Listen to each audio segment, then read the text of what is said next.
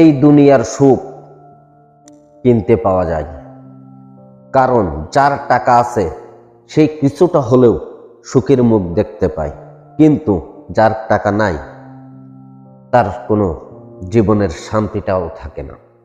কারণ এই স্বার্থপর দুনিয়ায় মা বাবা, আত্মীয় স্বজন, ভাই বন্ধু, যার দিকে আপনি তাকাবেন দেখবেন আপনার জন্য কেউ নাই। যার টাকা আছে তার দিকে থাকবে, কারণ স্বার্থ ছাড়া ভালোবাসা পাওয়া যায় না।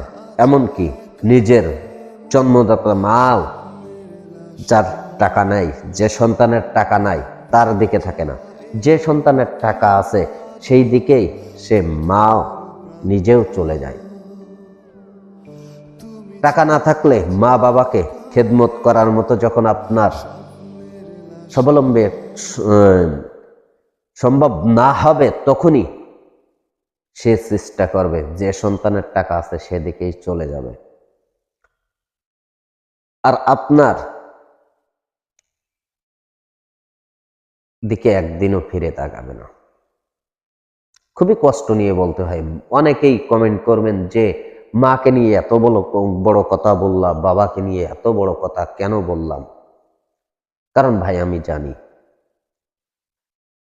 যতদিন আমি সুস্থভাবে মা বাবাকে দেখাশোনা করতে পেরেছি এবং দেখতে পেরেছি, তাদের ডাক্তার, কবিরাজ, ঔষধ পাতি, খাওয়া দাওয়া সকল কিছু বহন করতে পেরেছি, তখন মা বাবার ভালোবাসা আমি পেয়েছি।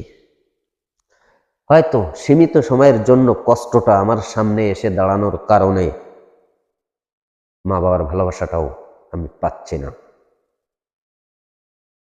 কারণ আমি তাদেরকে ট্রিটমেন্ট দিতে পারি না, খাওয়ার দাওয়ার ঔষধপাতি দিতে পারি নাই, যার কারণে মা বাবা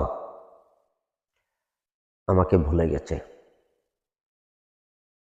এই জন্য যে সন্তানের দুটি সন্তান থাকলেও যে সন্তানের টাকা বেশি তার দিকে মা বাবা অবশ্যই চলে যাবে, এবং টাকা দিয়েই যদি সবই হয় তা আমি মনে করি মা বাবা ভালোবাসা, মা বাবার ভালোবাসা এবং দোয়াটা সেটা টাকা দিয়েই কেনা যায়।